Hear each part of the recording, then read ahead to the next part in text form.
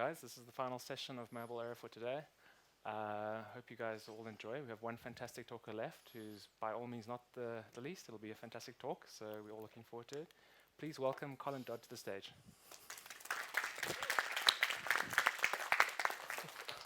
Thanks. As you just said, this is the last talk, so I'm really grateful that so many people could be here because you could have gone home. But obviously, you want to learn about architecture components, which is great. I should introduce myself. My name is Colin. I'm a mobile lead at a company called Beck, which has its headquarters here in Oslo, and we do a lot of different work with different startups and early phases, and so we get to use a lot of cutting edge technology. And so I've been thinking a lot about architecture over the last few years, and particularly recently, and how we can go about architecting apps in the best way. And I wrote this talk at the start of this year, and I feel like I've been doing so much of architecture components that it's kind of old news now. But from speaking to people, I realized that a lot of people maybe haven't used this yet. So I think it's worthwhile talking about it. And even if you are familiar and have used architecture components before, I've got some tips in here to help you maybe get the most out of it. And hopefully, even if you're experienced with this technology, there's some stuff that you can learn. So we're going to start by taking a trip down memory lane to 2015, which is not that many years ago, but in terms of technology, that's a really long time ago. So, in 2015, it was the first version of Apple Watch. Google was going through a very nice redesign, and Windows 10 was being released. But in the world of Android, and in particular Android architecture, what we had was the activity being a God class. And the activity was kind of doing everything. And I kind of use the terms activity and view interchangeably here, but I'm kind of talking about the same thing. And in 2015, activity, it was kind of doing everything, which meant if you were, for example, fetching a username from a backend, you would start that in the activity, and then you would handle the response also in the activity. I mean, we went completely crazy. We did do it async and on a worker thread, but it meant that we had to be careful to clean up these tasks when the activity was killed. Otherwise, we'd get memory leaks. The problem with this, though, is that activities got very big. So here's an example from Telegram. It's on GitHub, so they hopefully don't mind me shaming them. But activities, they got 12,000 lines. Very hard to read, reason about, maintain, change. And just to kind of underline this, I took a look at GitHub last night. Like I said, I made this talk at the start of this year. And since then, roughly 9 months, this has now grown 600 lines bigger. So then, one of the solutions for kind of pulling code out of the activity and solving this problem around 2016 was this kind of notion of MVP. And MVP is a perfectly fine architecture, and I don't want to besmirch the name, but from an Android architecture point of view, what came around in 2016 was this kind of naive MVP. And that's how I'm going to refer to it from now on. And what that basically was that you had this massive God class activity, and what you were going to do is you were going to pull some of the code out of there, put some in the presenter, put some in the model layer.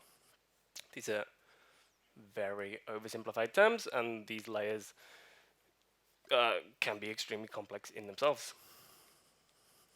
And now the model layer, it was just fetching data. It was responsible for all the data in the app, like the network calls, reading from the database, doing caching and ensuring that the cache was up to date.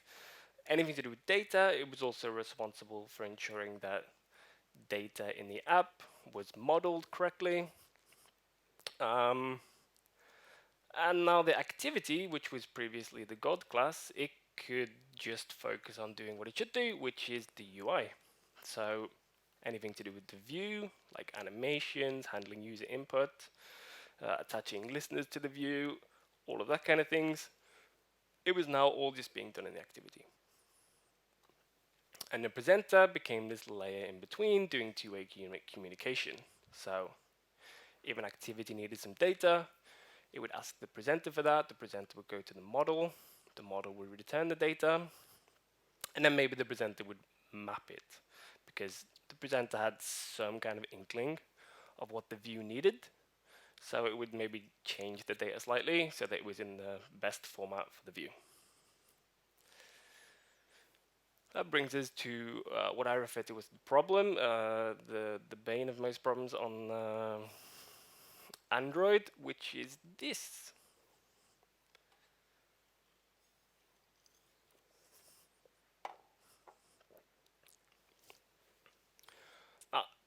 This certainly any Android developers know exactly what's happening here, and Android users have probably seen this before, which is, you're writing a message, sitting down, and then halfway through writing the message, you decide it would be more comfortable to lie down, which you do because your phone to rotate, and then the data is lost.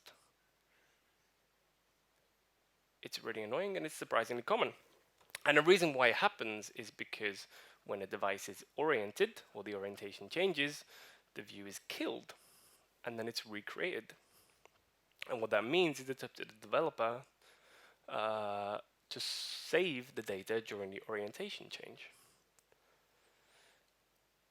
So how does this relate to what I was talking about naive MVP? Well, in naive MVP, the activity was responsible for creating the presenter. So when an activity was rotated and killed, the presenter would also be killed. And then when the activity came back, a new presenter was created. So far, sounds so good. But so you're doing a network request. For example, you're fetching the weather for your current location. Then, say that at the time that the network request is ongoing, that's when the user rotates their device. Well, what happens now is the activity gets rotated, but the presenter doesn't die. And the reason why the presenter doesn't die is it's waiting for the response of this network request. What's even worse is that when the activity is recreated, there's now two copies of the presenter. And it keeps getting worse because when the network response returns, it goes to the old presenter, which no longer has a view, which means if you don't handle this case, the app will crash because it's trying to reference a view that's now detached. And that activity now needs to do the network request again because the result came back to the wrong presenter. There were various ways to solve this back then. The most popular one was to disable orientation change, and some people do that still. You could also use fragments. Fragments have a functionality that allows them to survive orientation change. But in around 2016, like an alternative arose, and that's the use of loaders. Now, loaders have been around since Honeycomb, so 2011. And the idea of them was that you would use them to do heavy computational operations, such as reading data from a database. And because you don't want to read data from the database every time the user rotates their device, you would use what's called loaders, and they survive orientation change. So you do one database request, and no matter how many times you rotate the device, the query is only done once. So loaders survive orientation change. And then someone had the bright idea that we could just back the presenters with loaders, and then presenters would also survive orientation change. So you still got the same activity presenter model, the presenter now being backed by loaders. So when a device is rotated, it connects to the exact same presenter.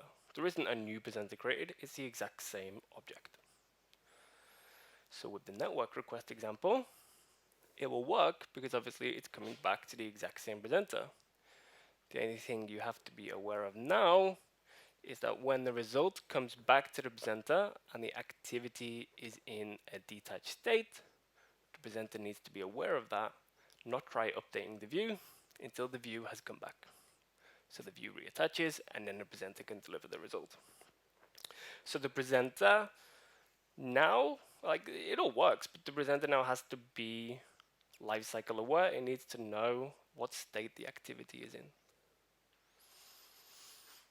So let's take a quick overview of these 3 steps that I personally went through over the years. Doing everything in activity, it works, but it's you end up with 12,000 lines of code in one class. Naive MVP also worked, but there was like lots of edge cases and you had to be careful of memory leaks. And then using loaders, I actually did this for quite a long time and it worked pretty well, but it makes testing very difficult because presenters need a reference to the view and presenters need to be lifecycle aware. So it's just something to be aware of. All right, now we're getting close to the current date. 2017, Google released something called architecture components at Google I/O, often abbreviated to Arch.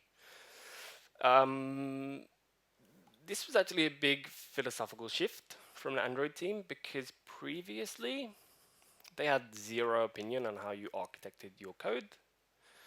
They wanted to keep it like completely up to you.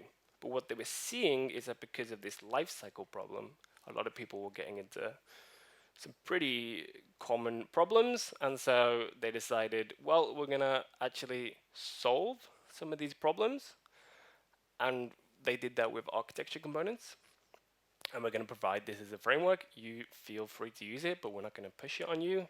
But we really think that if you're having some problems, this could be the great solution. Okay. In 2018 at Google I/O, there was some improvements to Arch, and they also released something called Jetpack. So one of the common questions I get is, what's the difference between Jetpack and Arch? Jetpack isn't really a concrete thing in itself. It's a collection of tools and best practices and frameworks and documentation to help during all aspects of Android development. It's like a big overarching thing to help you as an Android developer. Essentially just a marketing term for a bunch of tools, and Arch is part of Jetpack along with lots of other things. So that's the difference. One of the main components of architecture components is something called the view model. And the view model is almost like a one-for-one swap out with presenter in the models that we were talking about earlier. View model also survives orientation change. There is one major difference between view model and presenter, and that's the view model doesn't have a reference to the view, whereas presenter did in the naive MVP. But, you know, this begs the obvious question. If view model doesn't have a reference to the view, how can it pass data back to the view? And this brings us to the second component, which is live data. And you can think of live data as an event bus, or it's just an observable pipe of data. But it has 3 cool features. The first is that it just broadcasts data to a view.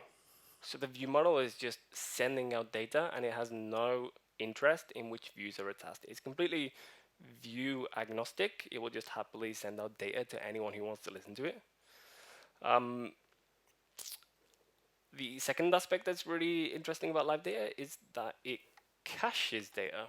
So when the view model sends out data to the view, and then the view does a little rotation, when it becomes reattached, the old cached data will be rebroadcast. So that example I showed earlier where you were writing a message and then the phone rotated and the message was lost, with live data, when the view became reattached, the old message would have been rebroadcast. It's got caching built in. And the third thing is it solves the problem that we had with one of the problems we have with loaders, which is when the view is in an unattached state, the view model won't try pushing data to it because it's completely lifecycle aware. And when view attaches again, the view model will broadcast the data. So you don't get any kind of updates on detached UI. It's completely lifecycle aware. So just for fun, let's look at this overview that we had earlier of all of these issues, and let's see how architecture components compares. And wouldn't you know it, it just so happens to solve all the problems. So I could conclude my talk here, and you could all go home very early. I could just say use Arch. It will take away a lot of the problems that you probably have faced during Android development. You can even start adding it to old code bases. So Finn, we're just talking about something similar, which is that like if you have a code base where you're using another architecture, you can introduce this and do it screen by screen. You don't have to do it for the whole of your app. And that's a nice way to maybe introduce it into an old code base. But what I want to say is that I've used this quite a bit now, and along the way I've kind of learned some things that have worked really well, so I want to share some pro tips.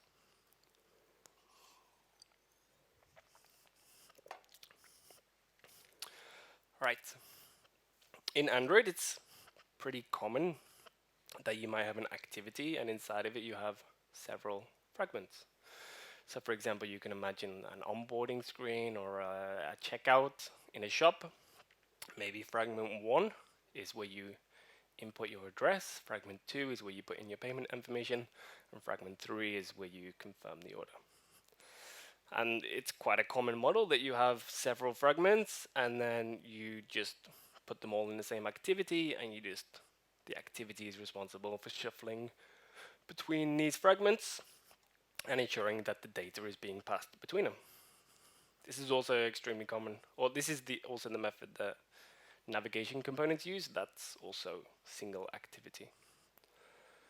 One way to ensure, like previously, you could, all the fragments could speak to the activity, and the activity could just be responsible for caching all the data that the fragments needs.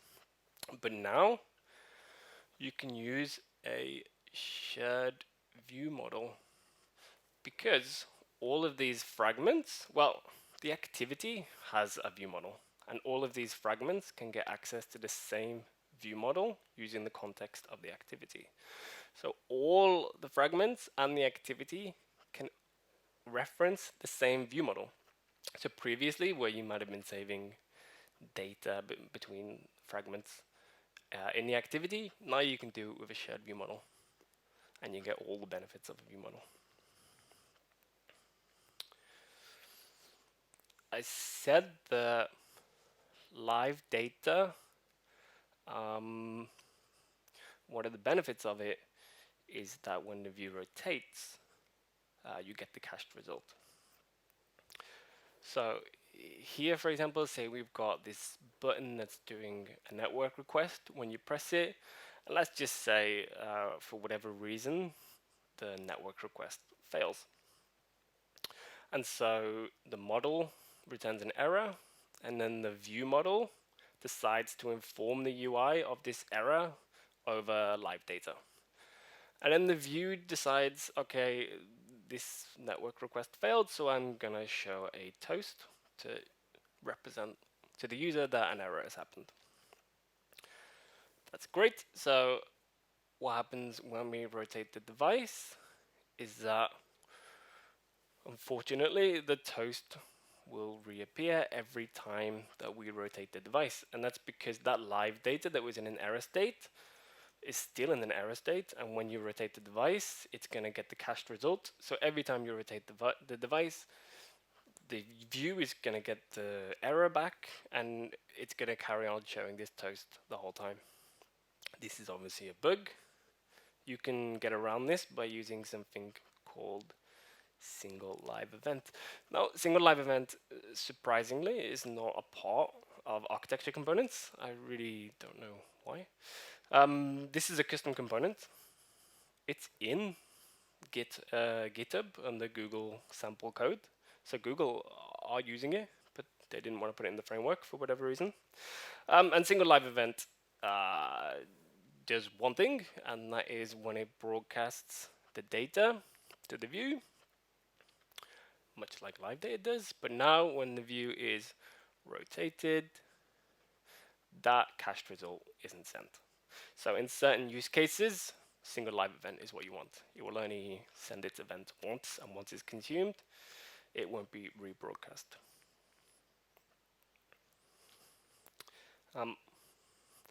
Like, we all want to make apps that like work in difficult network environments. So, you know, you want an app that if the network connection is down, it still shows all the offline cache data. But when the network comes back, it starts fetching the latest data and doing like a nice UI update. It's pretty standard. It'd be annoying if you needed an online connection to read your emails, for example. But the logic for achieving this is pretty complex, and there are a lot of steps.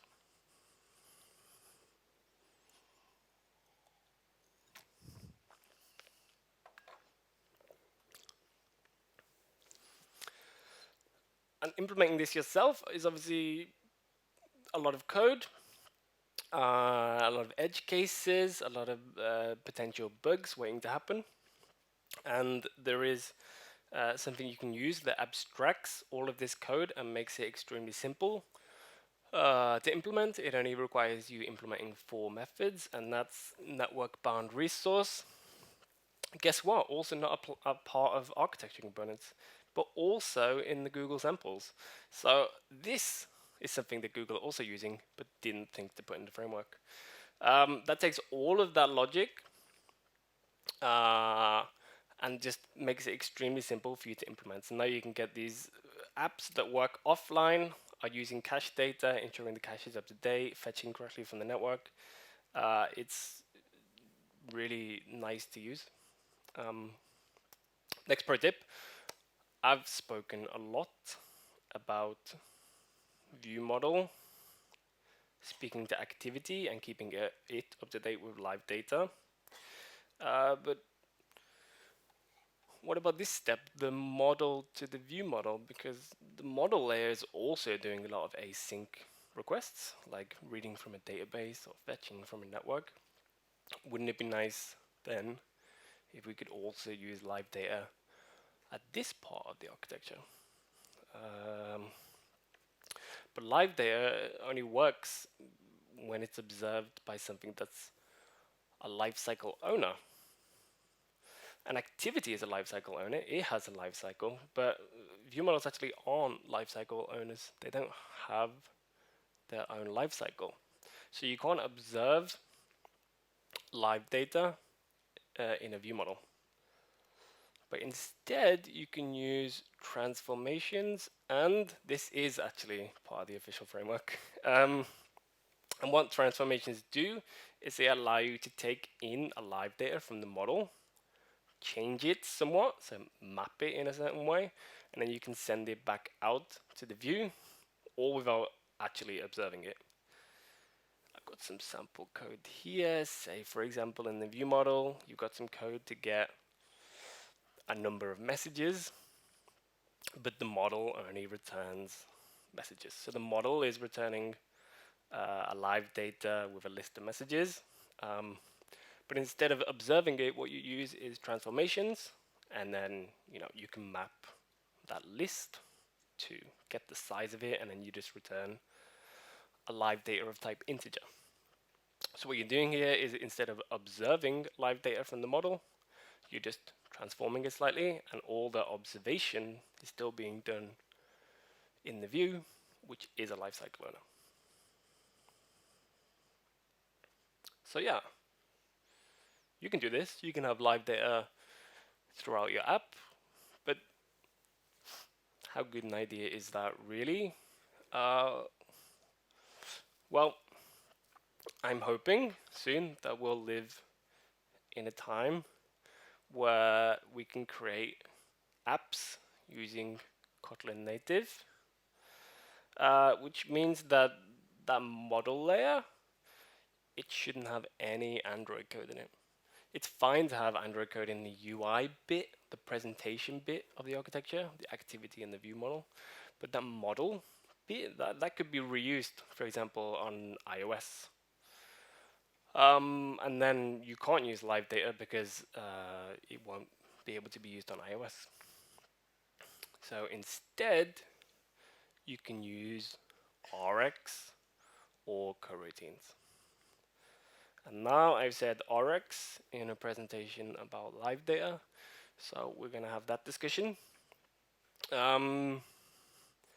Because this is like, it's kind of like a holy war, but it's a question that I probably get asked the most. Is like, why do we need live data? We already have Oryx in our app. It's serving our purposes quite fine. So I should talk a little bit about differences between Oryx and live data. Oryx it does so much more than live data. It is an extremely complex API. I used Oryx for over a year, and I learned something new every day.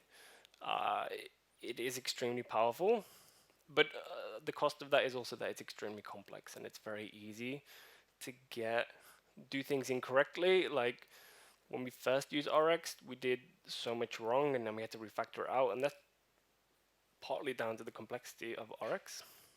So yes, Oryx is more powerful, but the complexity is also a cost.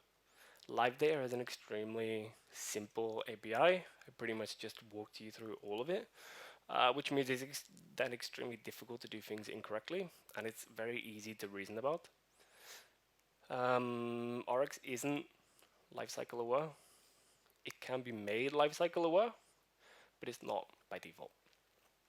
If you in talk yesterday about Airbnb sunsetting React Native, then at the tail end of that talk, you would have heard about a tool I use called Mavericks. It is actually using Oryx instead of live data, and it is also lifecycle aware. So it is possible to make Oryx lifecycle aware. But generally, it's not an either-or situation. You don't have to go for live data at the expense of Oryx, and you don't have to do everything in Oryx once you first got it in the app. I think it's extremely powerful to have live data from the view model to the view, and then you can have Oryx everywhere else. That's not strictly true. That's a lie because I don't like Oryx, but I said it because I know there's a lot of people who do like it here. But either way, you don't. It isn't a competition. You can use both if you want. So now we can go back to the conclusion, which is architecture components take away a lot of pain points in your app. The lifecycle problem is completely removed. You can implement it on a screen-by-screen basis. You can do that right now. You don't have to tell your product managers that you're doing it either. You can just do it surreptitiously. And if you want, you can use it with Oryx. So just because you've already got Oryx in your code base, it doesn't mean that you can't start using architecture components and live data. And if you've already got an architecture that's different from this MVVM, I don't necessarily think that precludes you from also starting with architecture components, because I think it's an extremely simple API. It's an extremely simple way to structure your code. It's really worth looking at. There was, the pro tips here went very quickly, and I spoke about a lot of different things, and I don't expect that you know, manage to get it all written down. So I write about a lot of this stuff on the blog here. Everything I've spoken about today, I think there's a blog post about. So if you want to learn more about architecture components or any other things that I write about, you can check out this site, and I am available for questions now. Thank you.